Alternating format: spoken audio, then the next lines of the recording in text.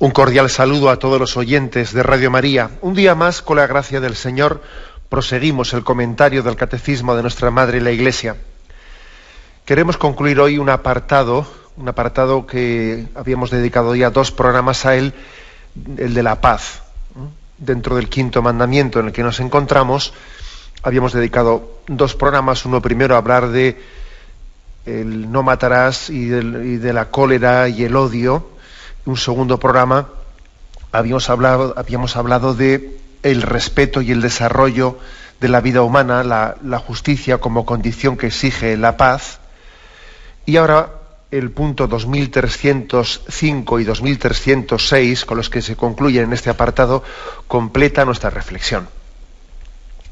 Dice el primer punto, 2305. La paz terrenal es imagen y fruto de la paz de Cristo, el príncipe de la paz mesiánica.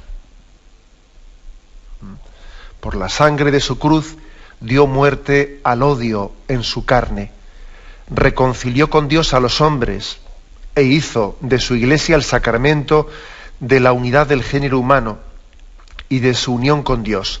Él es nuestra paz. Declara bienaventurados a los que construyen la paz. Como siempre hacemos, vamos desgranando el contenido de este punto 2305. Lo vamos desgranando y viendo frase por frase su contenido. Lo primero, que la paz terrenal, dice, la paz en esta vida, es imagen y fruto, al mismo tiempo, de la paz de Cristo. Imagen y fruto. La paz que en esta vida podemos construir por la gracia de Dios, por la gracia de Cristo, es imagen de la paz que está por llegar. De esas imágenes que nos describe la Sagrada Escritura, cómo será ese reino de paz. Acordaros de esas imágenes del libro de Isaías, ¿no? Dice que el lobo y el cordero pacerán juntos. Imágenes preciosas, ¿no? Que dice uno, bueno, ¿cuándo va a llegar, ¿no?, ese escenario de paz en el que tantas expresiones de violencia, ¿no?, físicas y morales y de otros tipos, ¿no?, pues desaparezcan por completo? ¿Cuándo llegará ese escenario de paz? Y soñamos en el cielo como el escenario en el que eso se vea, esa imagen mesiánica se vea plenamente cumplida. Pero al mismo tiempo, cuando rezamos el Padre Nuestro y decimos, venga a nosotros tu reino, ese reino de paz también lo estamos realizando ya entre nosotros. La semilla de paz ha sido sembrada por Jesucristo y se está ya realizando. Entonces dice que la paz de aquí es una imagen de la paz de Cristo, pero también es fruto de ella. Las 2 afirmaciones, por lo tanto, hay que realizarlas. Es fruto de ella. La paz que podamos realizar aquí es fruto de que Jesucristo, pues, al redimirnos, sembró la semilla de la paz entre nosotros. Sin la redención de Jesucristo, que no nos quepa la menor duda, que el grado de violencia que existiría entre nosotros sería infinitamente mayor. Es verdad, ¿no? Es durísimo el ver cómo todavía, a pesar de la redención de Jesucristo, todavía reina la violencia en este mundo, ¿no?, que ya ha sido redimido por Jesucristo. Y reina la violencia precisamente porque el mundo ha dado la espalda a Jesucristo. Yo muchas veces lo suelo pensar por lo que se refiere a la Tierra Santa, a la tierra donde Jesús nació, que justamente aquella tierra en la que nació el príncipe de la paz es una tierra que se consume, pues, en odios, intestinos, etcétera, ¿no? Ahora, sin embargo, dice uno, es muy significativo que precisamente en la medida en que se ha dado la espalda a ese mensaje de Jesucristo, bueno, pues la propia tierra de Jesús se consume en odios y en enfrentamientos porque no ha aceptado, no ha acogido el mensaje de Jesucristo de reconciliación y de perdón y de perdonar a los enemigos. Y claro, uno cuando ve ese conflicto tan enquistado, ¿no?, entre el mundo judío y musulmán, bueno, también lo ve claramente realizado, ¿no?, pues lo que estaba profetizado, que aquel que acogiese el mensaje de Jesucristo pues vería la paz reinar, ¿no? Y sin embargo también pues estamos condenados de alguna manera al conflicto entre nosotros cuando no hemos acogido al don de la paz, al don de Dios, que es Jesucristo. Bueno, un texto que se nos ofrece para la reflexión. El de Isaías capítulo 9. Un texto que solemos, lo ofrece aquí el Catecismo, que solemos leer pues la noche de la Navidad, en la misa de Gallo, la Nochebuena. Isaías 9. Dice: el pueblo que caminaba en tinieblas vio una luz grande. Habitaban tierras de sombras y una luz les brilló. Acreciste la alegría, aumentaste el gozo, se gozan en tu presencia, como gozan al segar, como se alegran al repartirse el botín. Porque la vara del opresor, el yugo de su carga, el bastón de su hombro los quebrantaste como el día de Madián. Porque la bota que pisa con estrépito y la túnica empapada de sangre serán combustible, pasto de fuego. Porque un niño nos ha nacido, un hijo se nos ha dado, lleva al hombro el principado, y es su nombre Maravilla de Consejero, Dios guerrero, Padre perpetuo, Príncipe de la paz. Para dilatar el principado con una paz sin límites sobre el trono de David y sobre su reino, para sostenerlo y consolidarlo con la justicia y el derecho, desde ahora y por siempre. El celo del Señor lo realizará. Bueno, pues si me permitís una breve exégesis, ¿no?, sobre este texto tan bello y tan hermoso de Isaías, yo me atrevería a hacer estas reflexiones. En primer lugar, el hecho de que Isaías describa la paz como aquella situación en la que hay el gozo y la alegría. Dice, como se gozan al segar, como se alegran al repartirse el botín. Un tiempo describe la paz como ese escenario en el que el hombre no se estará peleando en cómo repartirse los bienes, sino como que cuando la cosecha es abundante, pues entonces se gozan al segar y al repartirse, porque hay para todos, ¿no? Hay para todos. Este suele ser, sin duda alguna, uno de los motivos principales, ¿no?, que originan los conflictos que acaban en guerra, ¿no?, entre nosotros. Parece que cuando hay para todos no nos peleamos tan fácil, cuando hay para repartir para todos, ¿no?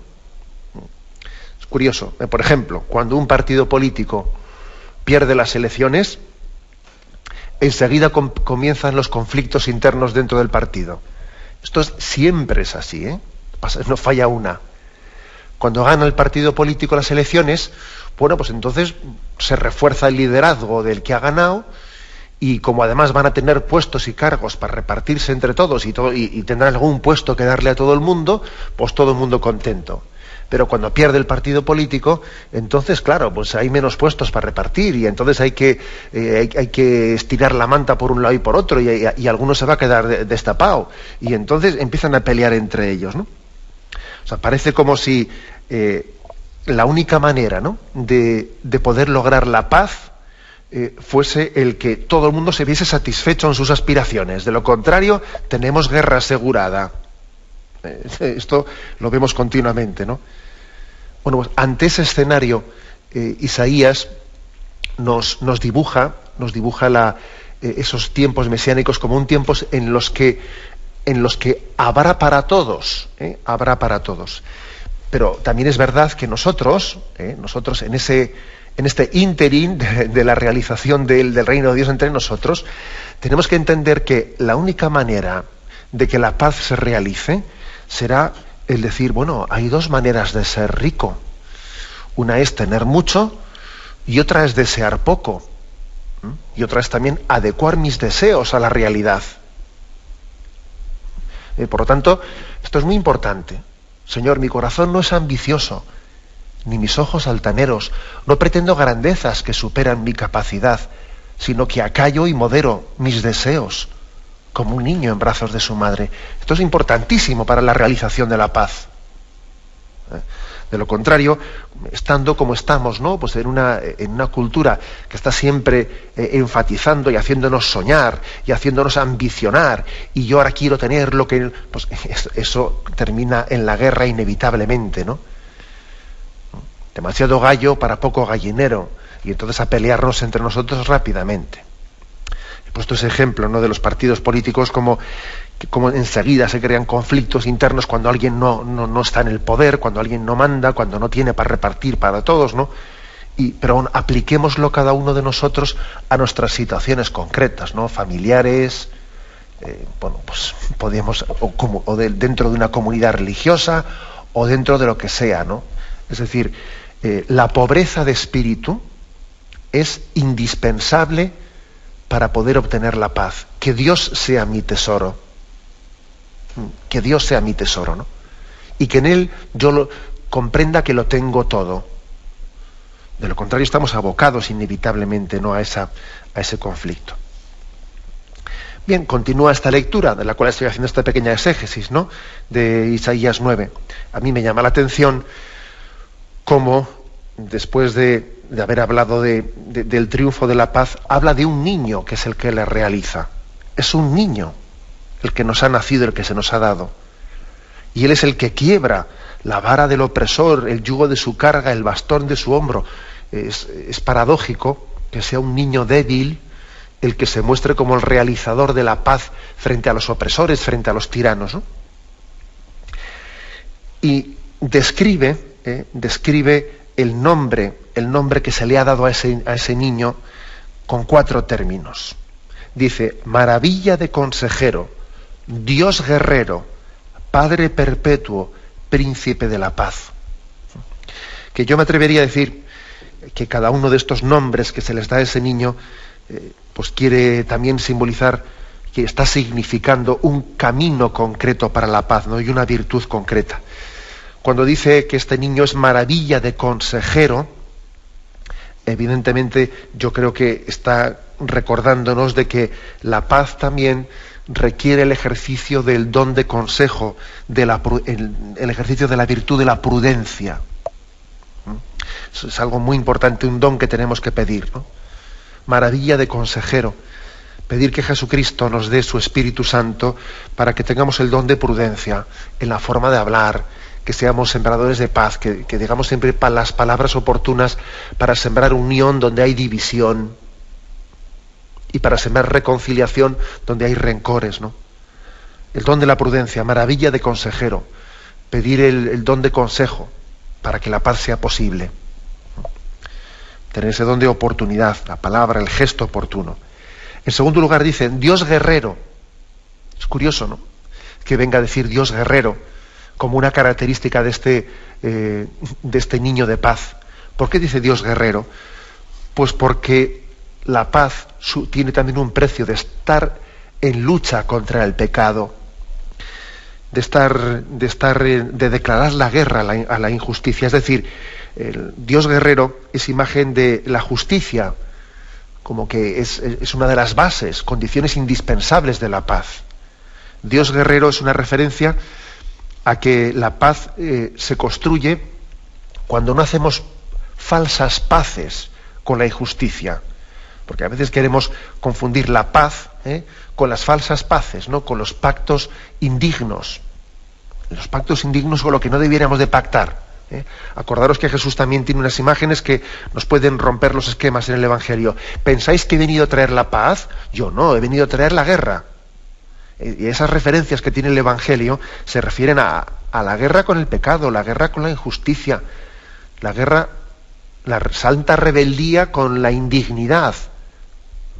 Por lo tanto, también es este niño que nos viene a traer el don de la paz, se presenta como Dios guerrero. La paz exige la lucha por la justicia, el no hacer las paces, el no pactar con el pecado y con la injusticia. Maravilla de consejero, Dios guerrero, Padre perpetuo, dice en tercer lugar, ¿no? Padre perpetuo. Si los dos nombres anteriores subrayaban la prudencia y la justicia, Padre perpetuo subraya la misericordia. Es decir, la paz tiene estas 3 condiciones previas. Prudencia, maravilla de consejero. Justicia, Dios guerrero. Y misericordia, Padre perpetuo. La paz supera a la justicia de la misma manera que la misericordia también la supera. La justicia es necesaria, pero la misericordia va más allá de la justicia Y al final la paz solamente podrá también sustentarse en el perdón, en querernos, en amar incondicionalmente, en amar por encima y más allá de los méritos, en amar no solo en la medida en que el hombre se lo merece, sino en esa medida del amor de Dios que supera todo merecimiento por nuestra parte. Y así sí, finalmente, después de haber dicho maravilla de consejero, Dios guerrero, Padre perpetuo, puede decir príncipe de la paz. Me parece importante, ¿no?, esta pequeña lectura, esta pequeña exégesis, porque es curioso que se le den estos 4 nombres que pueden parecer hasta contradictorios a ese Mesías de la paz, a ese niño Dios que se nos ha dado, maravilla de consejero, Dios guerrero, Padre perpetuo, príncipe de la paz. Él es el que nos da este don sin límites. Tenemos un momento de reflexión y continuamos enseguida. Continuamos la explicación del punto 2305.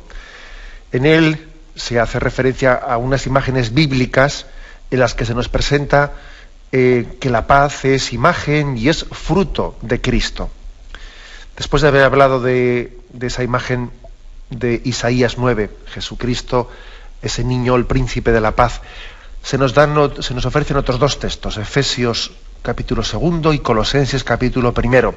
En ellos se subraya, dice, por la sangre de su cruz dio muerte al odio en su carne, reconcilió con Dios a los hombres e hizo de su iglesia el sacramento de la unidad del género humano y de su unión con Dios.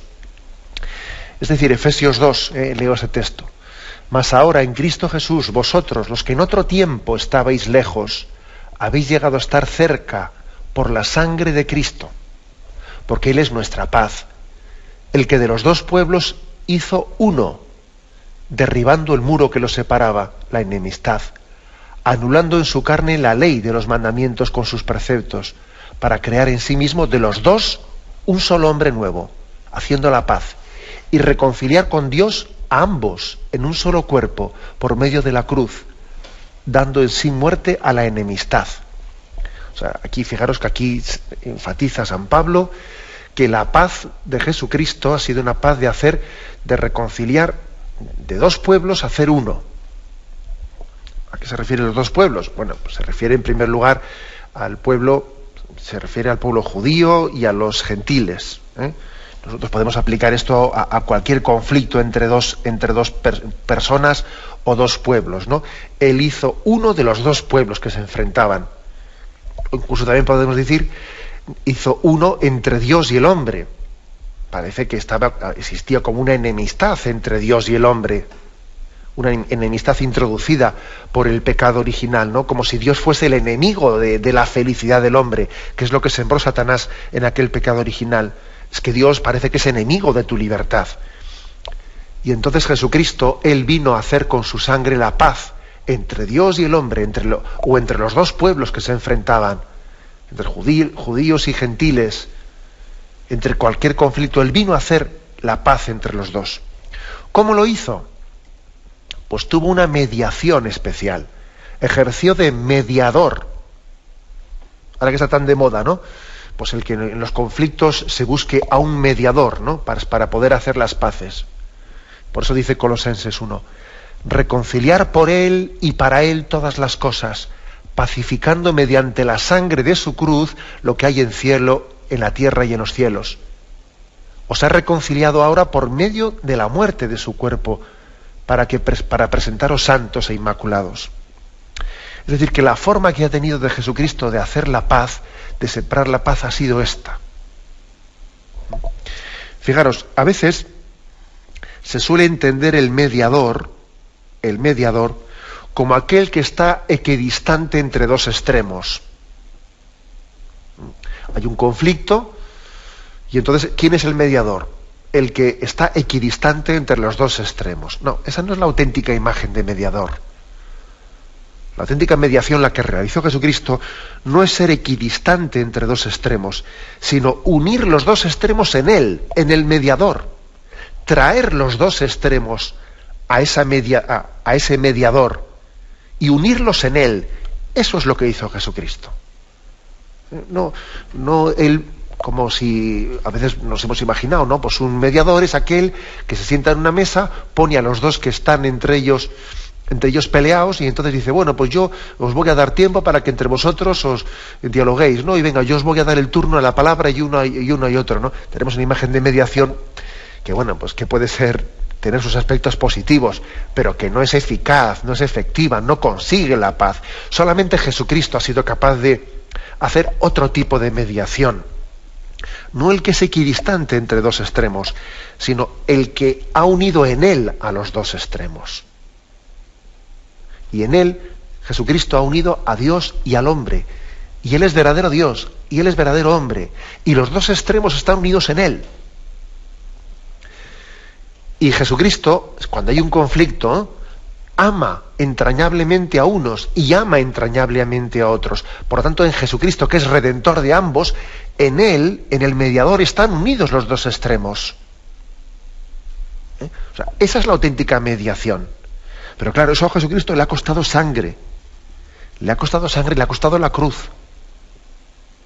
O sea, en la humanidad de Jesucristo está unido Dios con la humanidad, con todo hombre.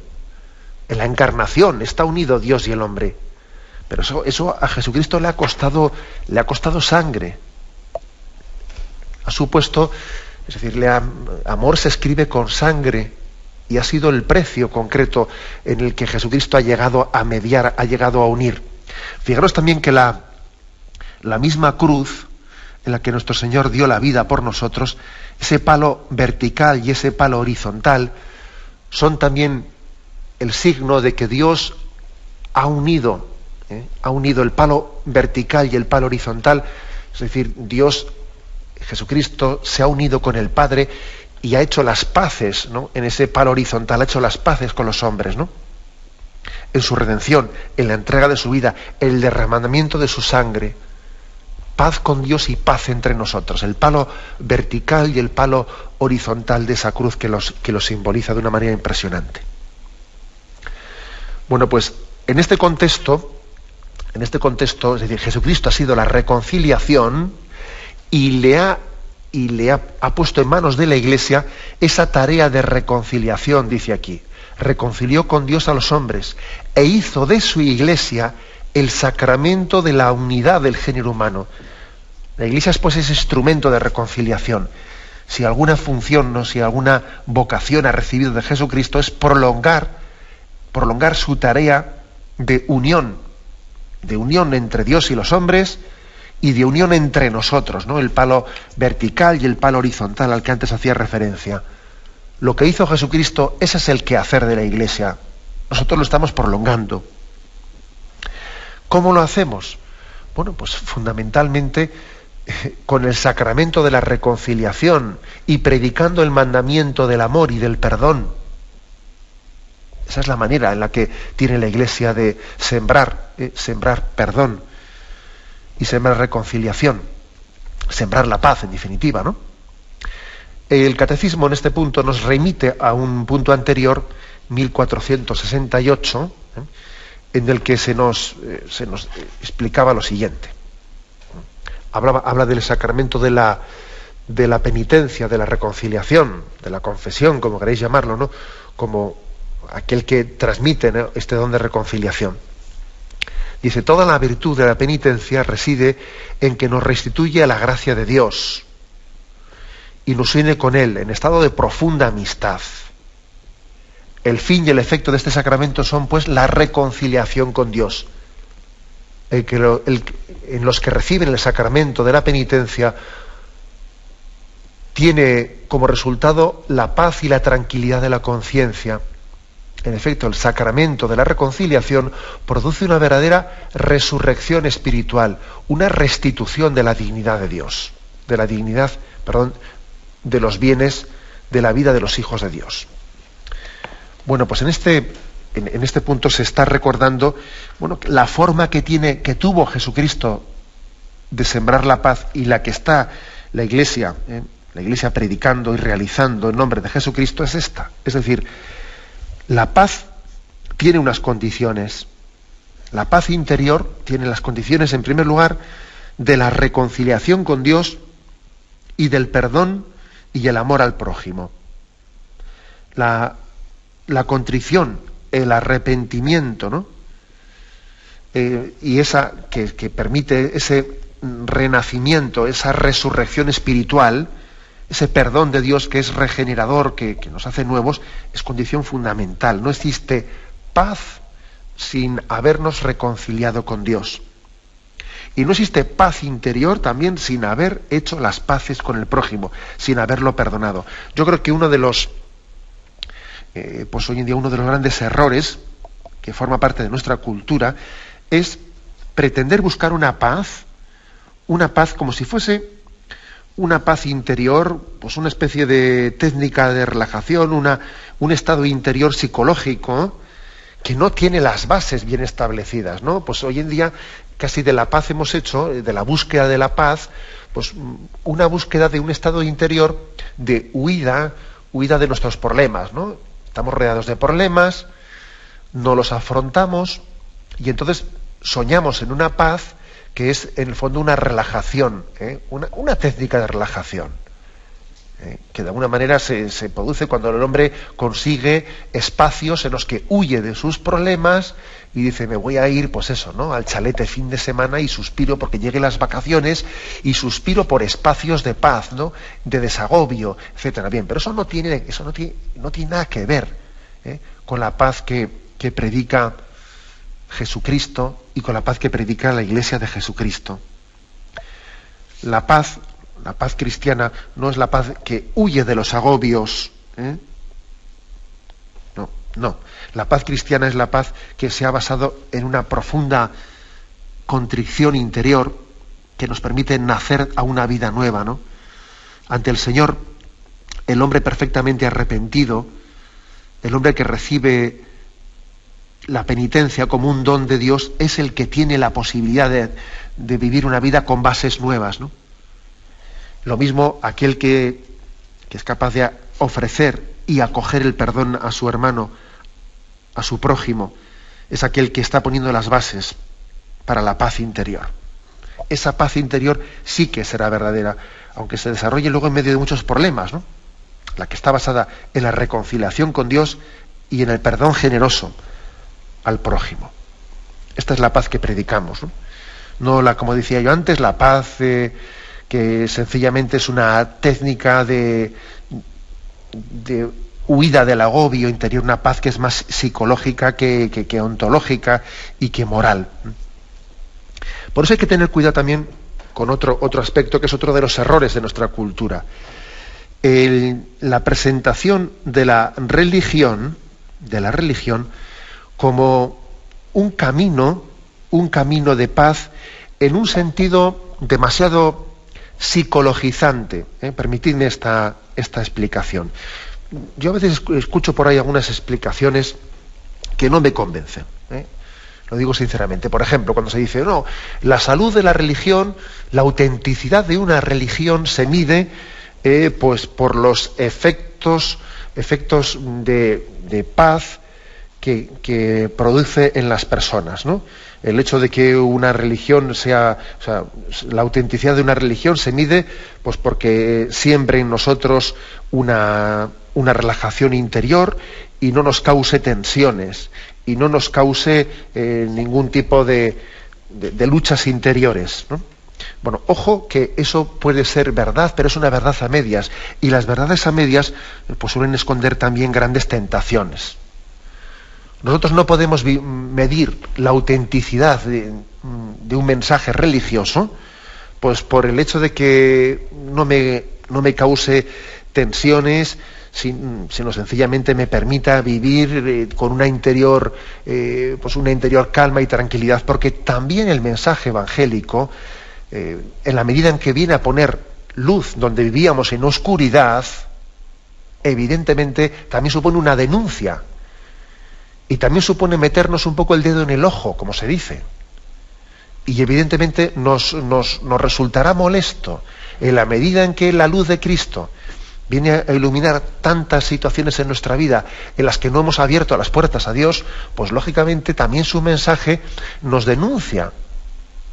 Luego, no confundamos paz, no confundamos la paz con esa especie de estado interior de de no afrontar los problemas, ¿no?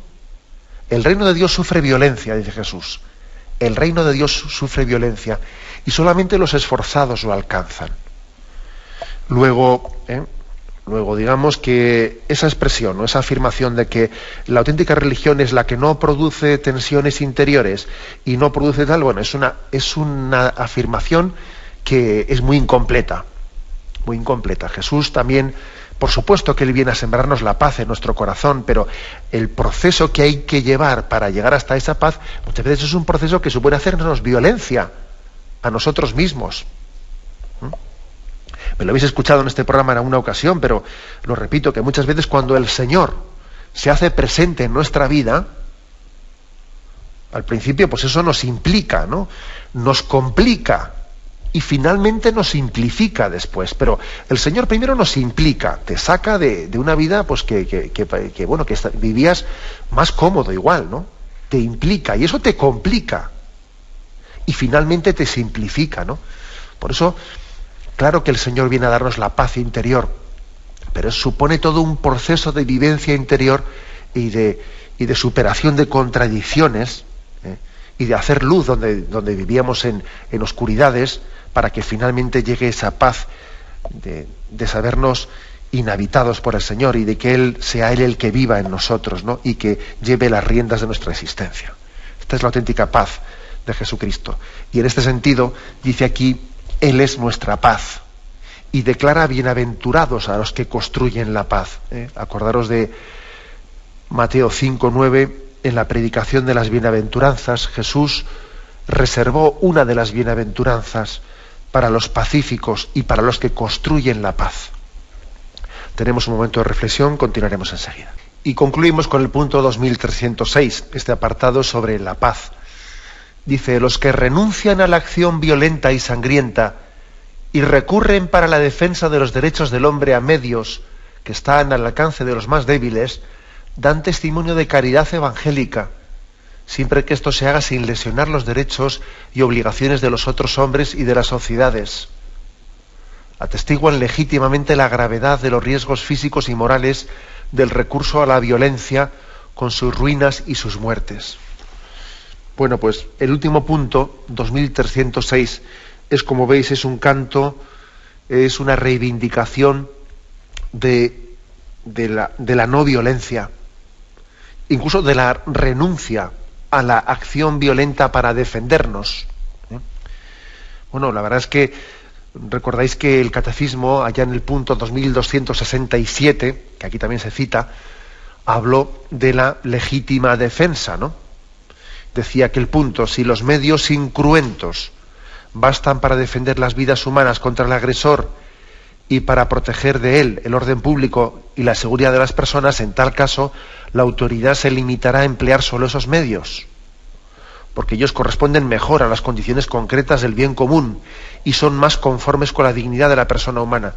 Es decir, siempre es mejor, siempre la doctrina de la Iglesia dice, si es posible llevar adelante, ¿no?, pues la construcción de la sociedad renunciando a los medios violentos, pues siempre hay que optar por los medios no violentos. Es verdad que el catecismo, o sea, que la doctrina católica reconoce que existe una legitimidad, ¿no?, en el recurso a los medios violentos cuando no hay otra forma de construir la convivencia. O sea, es decir, pues evidentemente, por desgracia, en esta sociedad es totalmente necesaria, pues en el mundo en el que vivimos, pues las fuerzas policiales para luchar frente al crimen, para luchar frente al mal. Entonces, bueno, no podemos hacer una imagen poética y real pues de lo que es el ideal de la paz.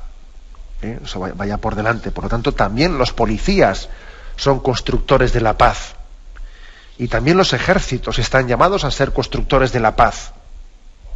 Bien, pero después de haber afirmado esto, concluye este apartado del Catecismo diciendo: bien, pero hagamos un canto a todos aquellos que en situaciones en las que hubiese sido pues muy fácil, ¿no?, recurrir en conflictos, etcétera, y en situaciones complicadas, allí donde hubiese sido muy fácil recurrir a la fuerza o a la violencia, ¿no?, para buscar soluciones de problemas, incluso en situaciones que parecería, ¿no?, que el entorno lo justificaba, hicieron una apuesta por los medios no cruentos, por los medios no violentos. Apostaron por la no violencia como forma de construir la sociedad. Y luego además el tiempo les da la razón.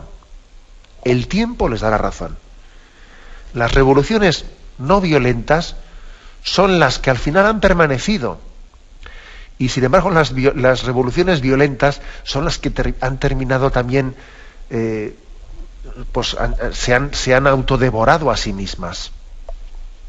Por ejemplo, me estoy recordando cómo se produjo hablamos muy poco de ello, porque se habla mucho de Gandhi y de cómo pues él sembró aquel principio de la no violencia en aquella India que se independizaba del colonialismo inglés, ¿no? Pero tenemos también otros testimonios muy cercanos a nosotros y más recientes, ¿no?, como es el caso de la forma concreta en la que cayó el comunismo y la forma concreta en la que en Polonia, a través de aquella revolución no violenta, se puso en marcha, gracias a aquel sindicato Solidaridad, se puso en marcha pues una revolución de la solidaridad, de la reivindicación de la solidaridad, pero por medios no violentos. Fue impresionante comprobar cómo el imperio, ¿no?, el imperio del comunismo, que estaba armado hasta los dientes, que estaba amenazando, ¿no?, pues la paz mundial con los dos bloques, le vimos caer de la noche a la mañana y vimos caer el muro de Berlín, pero sin disparar un tiro, ¿no? Sin disparar. Dice, pero bueno, es increíble esto.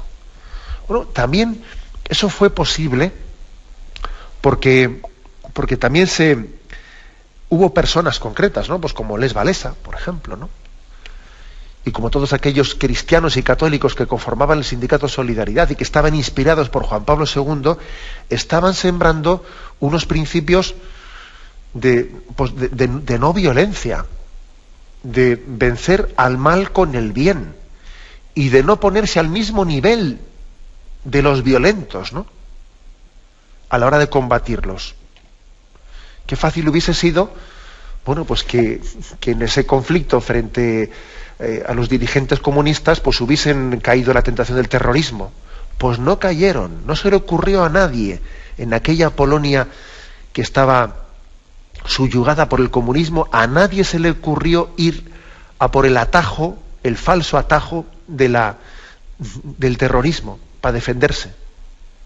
Por ejemplo, ¿no?, pues en otros lugares se recurre, ¿no?, como qué error tan grande ha cometido el pueblo palestino, por ejemplo, ¿no?, de decir nos tenemos que defender frente a la injusticia del mundo judío que no respeta los derechos del pueblo palestino. ¡Hala! A recurrir al terrorismo para defenderse. Ya las has fastidiado. Tú mismo, en ese recurso a la violencia, de alguna manera has destruido tu propio ideal. Has perdido toda autoridad moral al recurrir a la violencia para defenderte. Por eso es impresionante, ¿no? Es impresionante como ese caso histórico en concreto, ¿no?, el caso histórico de que el imperio más violento, ¿no?, pues que ha podido existir, incluso yo diría en la historia de la humanidad, ¿no?, que es todo el mundo comunista, ¿no?, que cayese sin un solo disparo, ¿no? O sea, el reino de Dios se está realizando entre nosotros. Y a veces, claro, ocurre de una manera anónima, silenciosa, y nos damos cuenta que es el Espíritu el que dirige la historia y el que la va conformando. Lo que pasa es que con muchos zigzag, ¿no?, con muchas contradicciones, pero va caminando. Por eso este último punto hace un canto a todos aquellos que, incluso en situaciones que hubiesen sido una tentación muy fácil, ¿no?, en ellas justificar pues el recurso a la violencia, renunciaron a tal cosa y hicieron una apuesta en la que ellos quedaban en la indefensión, porque claro, el que renuncia a la violencia y va desde su debilidad a reivindicar la justicia, pues le pueden dar tortas en las dos mejillas, ¿no? Y sin embargo al final es lo más efectivo. Y Dios bendice los medios débiles, Dios bendice los medios humildes. Y Dios de la misma manera puede ganar una batalla sirviéndose de espadas o sirviéndose de bolígrafos o de plumas. Porque en el fondo la victoria no la da ni la pluma, ni el bolígrafo, ni el fusil o el cañón. La victoria la da la gracia de Dios. Y ha habido pues tantos que han dicho, no, pues yo voy a combatir con la pluma, voy a combatir con el bolígrafo, voy a combatir con la oración, con el rosario, que se ha terminado por demostrar mucho más eficaz que el fusil y mucho más eficaz que los cañones, ¿no? Y Dios ha bendecido en la historia de la humanidad a los que han optado, ¿no?, por el camino de la no violencia, siguiendo el espíritu de Jesucristo. Lo dejamos aquí y damos paso a la intervención de los oyentes. Podéis llamar para formular vuestras preguntas al teléfono 917-107-700. 917-107-700. Sí, buenos días. ¿Con quién hablamos? Buenos días. Buenos Me parece días. que soy yo la que Adelante, estoy sí. en la antena, ¿no? Le escuchamos, sí. Bueno, muy rápido. Yo quería dar una experiencia muy cortita, pero que creo que puede hacer mucho bien. Yo no soy política y bueno, pues no va por ahí, pero entiendo muy bien todo lo que ha dicho usted. Yo tengo un matrimonio de 56 años, con muchos hijos, soy muy feliz, pero he tenido un bache espantoso. Entonces, el reconstruir la paz. Yo quisiera decir que se puede en esta vida con todo, con el Señor. Y lo digo con toda mi alma, porque he tenido mucha ayuda también con un movimiento de la Iglesia, los focolares, pero que soy en una mayoría de edad, porque tengo 76 años, pues soy una persona felicísima en mi matrimonio, con mis muchos hijos y todos ellos tan felices. Que por favor, que la gente piense que la reconciliación, siempre el perdón. Y muchas gracias, ¿eh? De acuerdo. Pues bueno, pues el testimonio de la oyente es práctico, porque claro, nosotros cuando hablamos de la paz, casi siempre nos podemos a pensar en los noticiarios, ¿no? Los noticiarios y, bueno, pero es que la lucha por la paz y la tarea de la paz la tenemos muy cerca de nosotros y en la propia familia, en las propias familias divididas por muchos temas, por follones, ¿no? Y en el propio matrimonio también está el reto de la paz entre nosotros, el de querernos y aceptarnos y el de ayudarnos mutuamente, ¿no? Entonces, por supuesto que la reconciliación es posible, ¿eh? Y frente a una sociedad que no tiene otra palabra, ¿no?, vamos, otra orientación ante los conflictos que el decir te ofrezco el que tu conflicto se pueda resolver con un divorcio más fácil y más seguro y más barato, frente a una sociedad que solamente ofrece eso, nosotros apostamos por la reconciliación, apostamos porque los problemas sean solucionados en sus causas, no por huir de los problemas. Los problemas tienen unas causas que tienen que ser afrontadas, ¿no?, que es la propia conversión personal para poder hacer la paz entre nosotros. Adelante, hemos pasado a una siguiente llamada. Buenos días. Hola, buenos días. Mire, yo le llamo me levanto esta mañana pensando, y me ha venido muy bien todo lo que ha dicho usted, ¿no?, de lo importante que es el perdón a uno mismo, empezando por ahí, ¿no? Pues cuando hago mal o cuando llamando a las cosas por su nombre, cogiendo a peso todo lo que es, ¿no?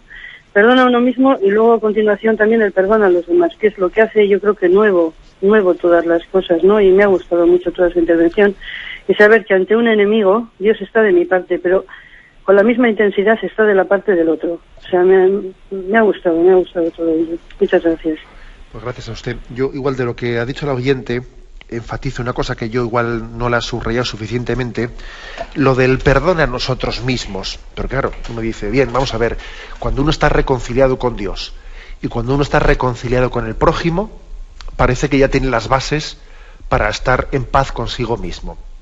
Sin embargo, a veces, aun siendo así, aun habiendo yo pedido perdón a Dios, habiéndome reconciliado con Él, y en habiendo ofrecido el perdón al prójimo, aún así, a veces tenemos ciertas resistencias a perdonarnos a nosotros mismos.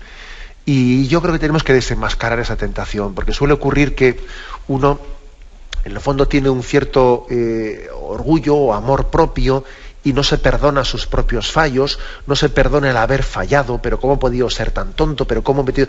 Entonces, esa no aceptación de nosotros mismos es un orgullo encubierto, un orgullo disfrazado. Y tenemos también que desenmascarar eso.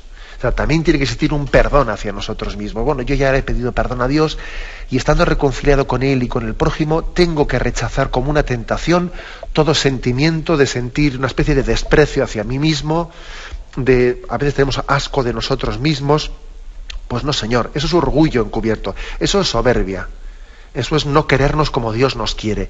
Si Dios me quiere, si Dios me ha perdonado, yo tengo también la obligación de perdonarme. Porque no voy a ser yo más justo o más exigente que de Dios.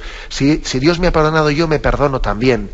Porque lo contrario sería permitir, ¿no?, pues que el orgullo encubierto reivindique un perfeccionismo que Dios en este momento no es lo que me está exigiendo.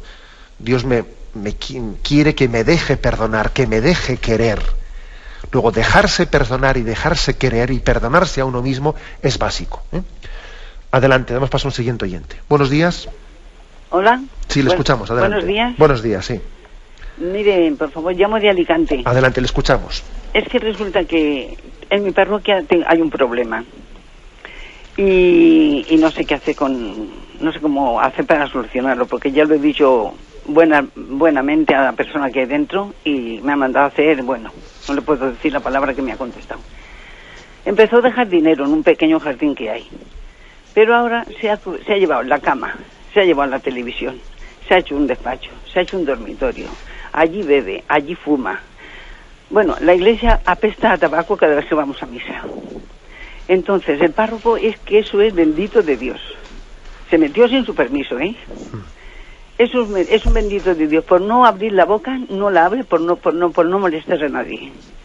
Entonces, yo quiero saber que por favor usted me diga dónde tengo que ir y qué tengo que hacer para ver si puedo salir de allí. Mire, yo le doy mi consejo y sencillamente que tenga usted también confianza en el párroco. Vamos a ver, el hecho de que usted igual dice, este le está engañando al párroco, le está tomando el pelo, no sé qué. Usted al párroco le dice lo que en conciencia cree que debe de decirle. Y una vez que se lo ha dicho, descanse ya en paz usted. Descanse en paz, es decir, no esté usted, es decir, que la redención del mundo y de la parroquia no está en sus manos. Luego, yo también creo que una vez que hemos hecho lo que teníamos que hacer, tenemos que aprender ya a descansar y a dejar las cosas. Bueno, vamos a ver, yo he hecho lo que en conciencia tenía que hacer, ya he informado, ya tal. Bueno, pues ahora ya descanso, lo dejo ya estar. Porque también creo que tenemos que cada uno decir, el Señor, ¿qué ha puesto en mis manos, ¿no? ¿Qué es lo que espera de mí? Y luego ya descanso, luego ya me abandono, confío. También la santa confianza creo que forma parte del camino hacia la paz. Adelante, damos paso a un siguiente oyente. Buenos días. Buenos días. Sí, lo escuchamos, adelante. Mire, soy una señora de Toledo y bueno, quiero ser breve porque tengo muchísimas gracias que explicar, pero bueno, intentaré ser lo más breve posible. Bueno, pues tuve un hijo enfermo durante 6 años y bueno, pues era como un trastorno bipolar o trastorno de la personalidad y a pesar de esto no fue agresivo y bueno, pues terminó en la tragedia de la muerte. Y bueno, pues mi testimonio es que yo le esperaba, el día que yo le esperaba en casa para que viniera, pues pasó la hora y no venía, y yo me abrí el librito de los evangelios y me puse a leer una oración que es del padre Foucault, no sé si lo leo bien. ¿Me oye usted? Sí, lo escuchamos, sí. Bueno, es una oración que luego yo después he oído de comentar que esta oración se debe de leer cuando una persona está para morir. Y bueno, pues yo justo la leí en el horario que luego me dijeron que murió.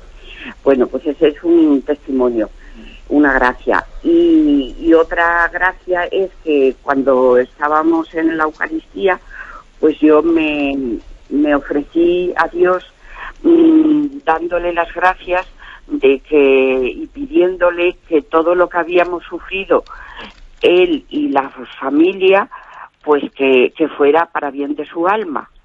Y a partir de entonces yo sentí una paz interior y y un deseo de vivir, de no acobardarme.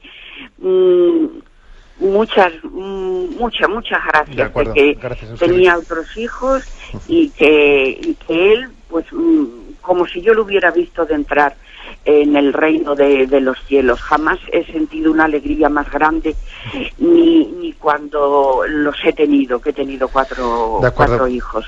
Disculpe que le interrumpamos porque tenemos que ser un poquito más breves para que entren más oyentes. Yo del testimonio que da la oyente me imagino que se está refiriendo a una oración concreta, a la oración de Carlos de Foucault, Carlos de Foucault, en la que habla de un ponernos en las manos de Dios. Pues sí, es cierto, eso es básico para la paz, ¿no? Padre, me pongo en tus manos, haz de mí lo que quieras, sea lo que sea, te doy las gracias, estoy dispuesto a todo, lo acepto todo, con tal de que tu voluntad se cumpla en mí y en todas tus criaturas. No deseo nada más, Padre. ¿No? Esta era la oración de Carlos de Foucault, que es básica, es decir, la paz es también el abandono en las manos de Dios. Aunque sea muy brevemente, pasamos para su última llamada. Buenos días. Buenos días. Brevemente, por favor. Soy Rosario Pérez y deseo, en primer lugar, darle la enhorabuena por todo el bien que está haciendo. Y en segundo, decirle que yo todos los días rezo el rosario pidiendo la paz, porque somos orantes por la paz, ¿verdad? Y entonces lo rezo a la Santísima Virgen, bueno, al Señor, a Jesús sacramentado y a la Virgen, porque ella nos lo ha mandado insistentemente, ya lo sabe, en Fátima. Y entonces pues seguimos la pauta esta. Y la verdad es que sentimos que ella nos está llevando a Jesús. Y que además ahora, pues todos los días también hemos añadido, hace mucho ya, no ahora, la oración de los sacerdotes. De acuerdo. Gracias por su testimonio. Yo subrayo lo que ha dicho esta oyente del Rosario por la Paz. Me parece un apostolado precioso, el Rosario por la Paz. Porque la Virgen María es madre del Príncipe de la Paz, y tenemos que ver en ese instrumento un instrumento de redención. Dios ha querido que, yo suelo decir a veces que el Rosario es como una palanca para mover al mundo, ¿no? Dame un punto de apoyo y moveré al mundo. Y el punto de apoyo es Jesucristo. Y la palanca para apoyar el punto de apoyo y mover el mundo es el Rosario. Luego apoyémonos en María, ¿no? Que ella se apoya en ese punto de apoyo que es Jesucristo, capaz de dar la vuelta, capaz de transformar este mundo. Me despido con la bendición de Dios Todopoderoso, Padre, Hijo y Espíritu Santo. Alabado sea Jesucristo.